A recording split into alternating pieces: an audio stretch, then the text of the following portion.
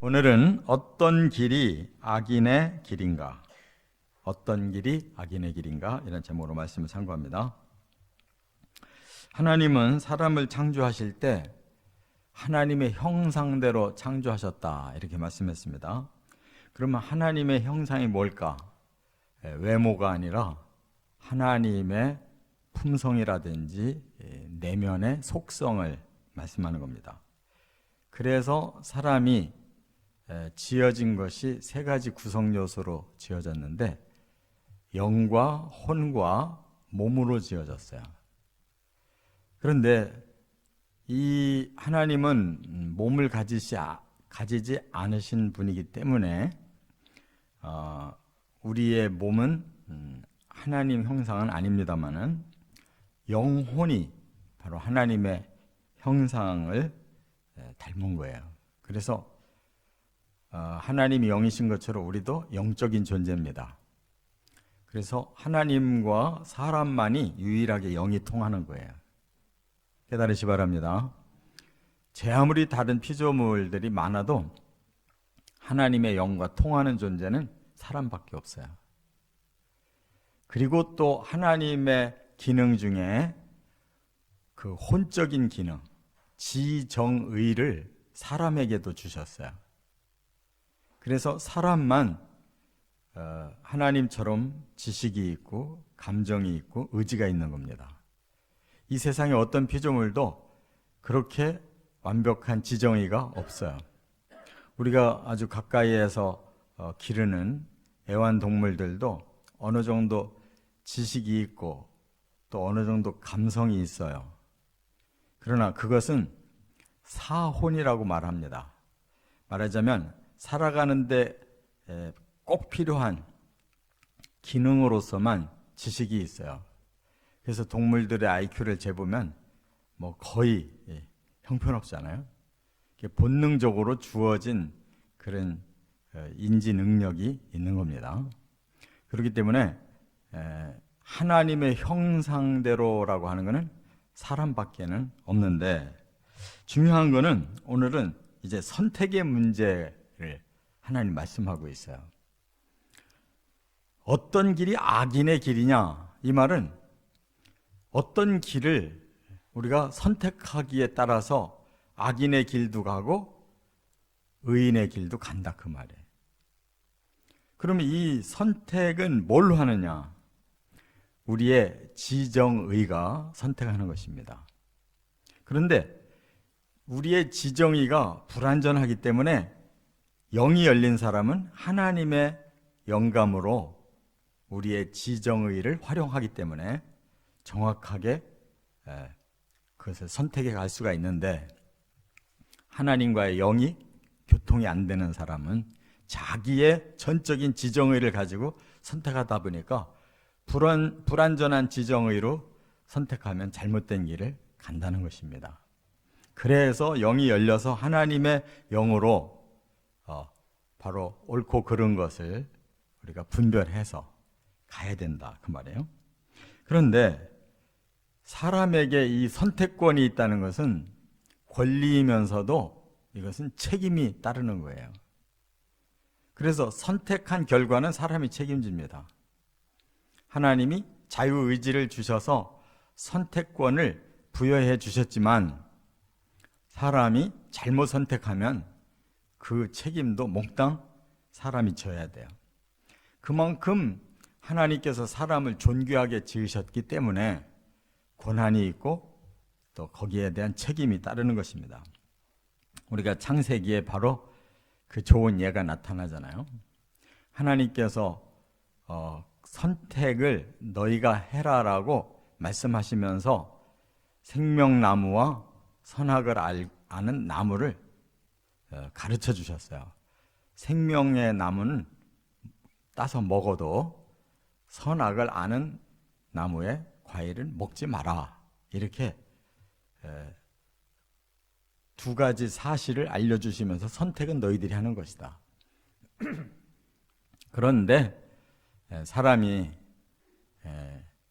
하나님께서 창조하신 그 과정이 아직 완전하게 이루어지지 않은 상태에서 사탄이 틈을 타니까 그만 사람들의 영성이 약해가지고 사람의 지정의를 가지고 판단하니까 바로 넘어간 거예요. 그래서 그 결과에 대해서 우리 사람들은 너무나 뼈아픈 그런 후회를 할 수밖에 없는, 죄를 지면 거기에는 벌이 따르는 거기 때문에 우리가 죄진 만큼 벌을 받은 것이 저주예요. 그런데 사람들은 생각하기를 하나님이 기왕 창조를 하시려면 좋은 것만 주시지 왜 좋은 것도 있고 나쁜 것도 있고, 그리고 사람에게 좋은 길로만 가도록 해주시면은 우리가 고민할 필요가 없을 텐데 왜 이렇게 하셨을까? 근데 말은 그럴듯하지만 만약에 그렇게 된다면 우리는 동물과 식물과 다를 바가 없어요. 운명이 정해져 있다면. 그렇잖아요? 그러면 로봇과 똑같은 거예요. 다 미리 그렇게 조절을 해놔가지고 로봇은 사람을 위해 순종만 해야지 자기 의지가 없잖아요. 그럼 평생 로봇처럼 살다가 끝나는 거예요. 그는 가치가 없는 것이죠. 그렇기 때문에 선택할 수 있는 권리가 그게 가치가 있는 거고, 그래서 하나님의 영을 통해서 선택만 잘하면 하나님과 함께 영원히 살 수 있는 그런 존귀함이 주어진 줄 깨달으시기 바랍니다. 그래서 오늘은 이제 결코 악인의 길을 가면 안 되는데 그 악인의 길을 우리가 선택하지 않도록 이렇게 하나님 말씀을 주셔서 우리의 선택에 큰 영향을 하나님의 진리로 잘 처신하라고 주신 거예요. 첫째, 14절 15절에 보면 결코 가서는 안 될 길, 이게 악인의 길이에요. 결코 가서는 안 된다. 그래서 이거를 강조하시느라고 여기 14절 15절에 6개의 동사를 쓰고 있어요. 들어가지 말며, 다니지 말고, 피하고, 지나가지 말며, 돌이키고, 떠나가라. 뭐를? 악인의 길을. 악인의 길이 우리 앞에 있어요. 의인의 길도 있고 악인의 길도 있는데 선택할 때 결코 악인의 길을 선택하면 안 된다라는 것을 강조하기 위해서 그 길로 들어가지 마라, 그 길로 다니지 마라, 그 길은 피해라, 그 길로 지나가지도 마라, 그 길에서 돌이켜라, 그리고 떠나라, 이렇게 강력하게 악인의 길을 막아주셨단 말이에요. 자, 그러면 그럴 만한 이유가 있을 거 아니겠어요? 여기서 이 악인의 길을 다른 단어 한 가지를 더 섞어서 주셨는데 뭐라고 하셨냐면 사악이라고 그랬어요. 사악한 길. 사악이라는 말은요, 간사할 사자에다가 악할 악자를 썼어요. 근데 이 악에다가 앞에 사자가 붙으면 교묘한 악이에요. 안 그런 척하면서 악을 저지르는 거예요. 이게 간사하다라는 말이에요. 두 마음을 품고 하는 거예요. 그러니까 이것은 사람들에게 아주 교활한 짓을 하는 악입니다. 특히 우리 신자들이 잘 새겨들어야 될 이 모습이에요. 겉다르고 속다른 악. 이것이 결국은 사람을 부패하게 만들고 또 나쁜 일들을 저지르게 만드는 거예요. 겉으로 멀쩡해 보이는데 뒷구멍으로 엉뚱한 짓 하는, 이게 사악이라는 거예요. 사람은 바로 여기에 문제가 있는 거예요. 겉은 전부 다 훌륭한 채 하고 뒷구멍으로 엉뚱한 짓을 하는가, 이게 바로 사람의 그 길이 결국은 부패할 수밖에 없는 거예요. 이 원어가 라샤라고 되어 있는데 이게 바로 사람들이 의로운 채 하면서 악을 저지르는 거예요. 채채만 하는 거예요, 겉으로. 그리고 사하트라는 단어가 또 비슷한 게 있는데 이것은 부패라는 뜻이에요. 부패. 이처럼 멀쩡해 보이는데 속으로 썩어 들어가는 거. 이게 사람에게는 아주 치명적인 거예요. 병 걸릴 때도 속에서부터 뭔가 세포가 변질돼 가지고 바뀌고 있는데 겉으로는 모르고 있잖아요. 어느 날 그 세포가 확 퍼지면 한순간에 싹 부패해 버리는 거예요. 썩어 버리고 죽는 거예요. 이게 악이라 이 말이에요. 그렇기 때문에 데살로니가 전서 5장 22절에는 악은 어떤 모양이라도 버리라 그랬어요. 그러니까 겉모양은 좋은데 속모양이 잘못됐다. 그 속을 파내야 되는 거예요. 파내지 않으면 결국 사람은 그것 때문에 다 부패하고 망하는 것이다. 그런 말이에요.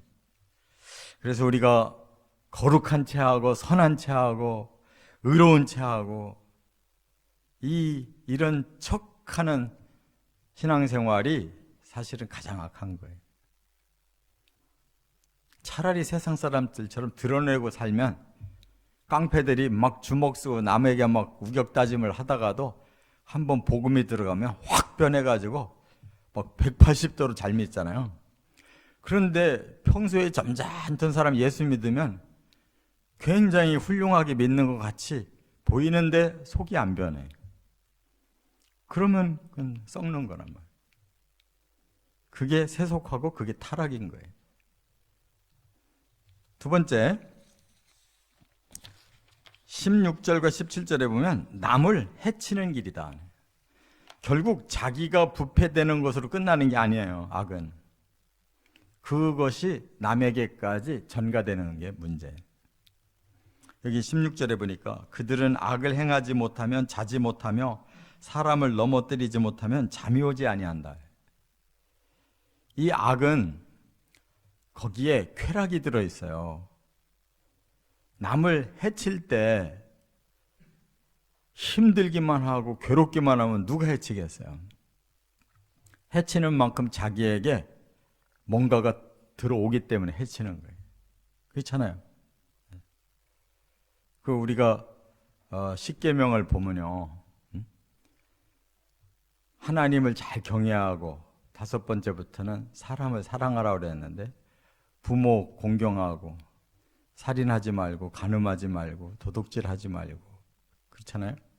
거짓 증거하지 말고 탐욕 부리지 말고 이것이 다 그것을 행하면 일단 자기에게 좋은 게 오는 거예요.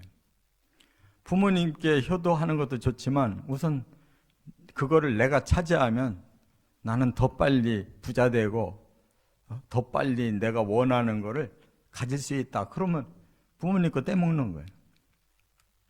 또 저놈만 죽이면 저거 전부 다 내 자리가 된다. 죽이고 싶은 거예요. 쾌락을 누리고 싶은데 내가 저 사람을 이용해야 되겠다. 그러면 뭐 얼마든지 자기 쾌락을 누릴 수가 있는 거예요. 남 땀 안 흘리고 남의 거 도둑질하면 금방 떼부자 될 수 있는 거예요. 다 거기에 자기의 일시적인 쾌락이 다 들어있단 말이에요. 그래서 죄 짓는 거고 악을 저지르는 거예요. 그게 어렵고 힘든 일이면 뭐하러 그걸 하겠어요. 그런데 문제는 그것이 습관화된다는 문제.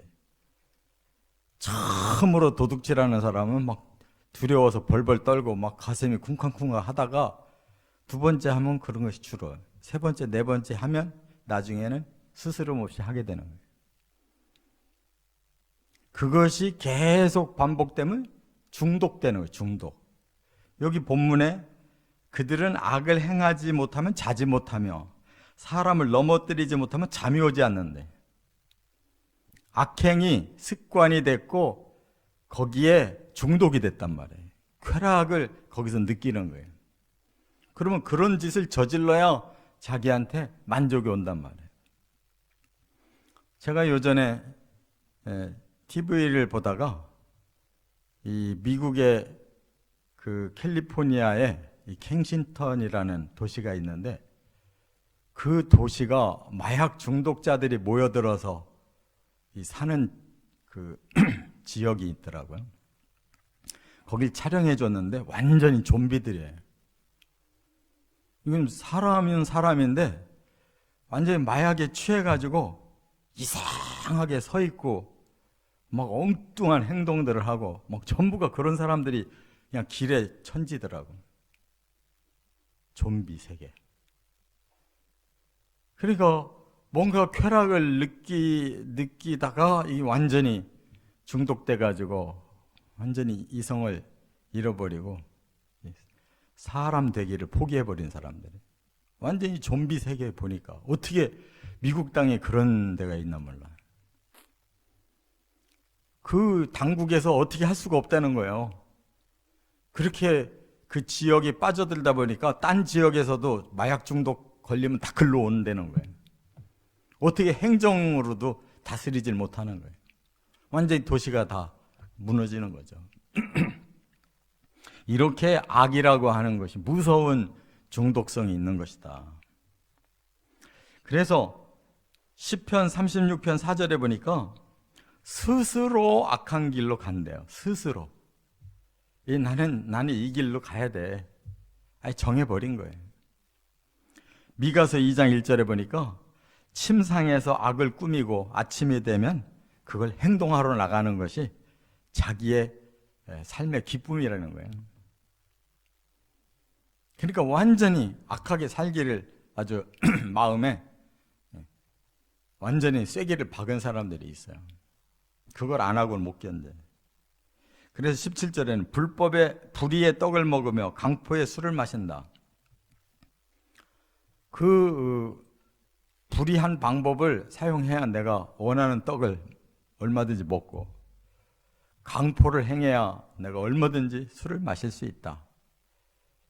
그러니까 남을 희생시켜서 나의 쾌락을 누리는 것이 그것이 당연하다라고 생각한단 말이에요. 이 강포라는 말은 하마스라고 그래요. 저 이스라엘 가면은 그 팔레스타인 자치국의 하마스 집단이 있어요. 자기들은 그거를 그 이슬람 언어로 아주 훌륭한 사람으로 이렇게 칭송하는데 이것이 히브리 원어로는 하마스 그러면은 아주 포악한 자를 말하는 거예요. 단어가 이상하게 달라요. 이슬람 단어하고 히브리 단어가 반대요. 해석이 반대라. 막 잔인하게 사람을 해친단 말이에요. 이게 결국 악은 남을 해치기 때문에 문제가 되는 거예요. 자기만 망치면 다행인데 남을 해친다는 거예요. 끝으로 세 번째, 18절 19절에 보면 어둠의 길이래요. 어둠 속에서 행하는 일은 다 망하는 거예요. 여기 보니까 악인의 길은 19절에 악인의 길은 어둠 같아서 그가 걸려 넘어져도 그것이 무엇인지 깨닫지 못하느니라. 스스로 자기를 인식하지 못하고 그냥 헤매는 거예요. 어둠 속으로 들어가면 그냥 헤매다가 망하는 거란 말이에요. 깨달음이라는 것이 없어요. 그래서 분명히 걸러 넘어졌는데 그 이유를 모른다는 거예요. 일어나서 또 깜깜한 데서 이리로 갔다 저리로 갔다 헤맬 뿐이지 그걸 벗어날 방법이 없어요. 남을 파괴하려고 어둠의 길에 들어섰는데 자기가 어둠에 빠져서 결국 자기도 망하는 거예요. 도둑놈이 밤중에 남의 담 터넘어서 도둑질 하려다가 자기가 그 어둠 속에 빠져서 스스로 멸망을 당한다 그 말이에요. 그런데 반대로 18절에 의인의 길이 이제 결론이에요. 그렇기 때문에 악인의 길 가면 안 된다. 의인의 길은 정반대로 돋는 햇살과 같다.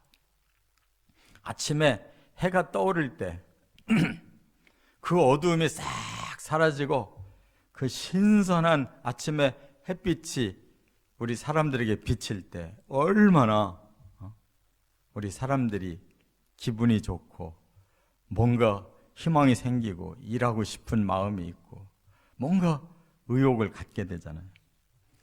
이 햇빛이 모든 세상을 다 살려주고 있는 거예요.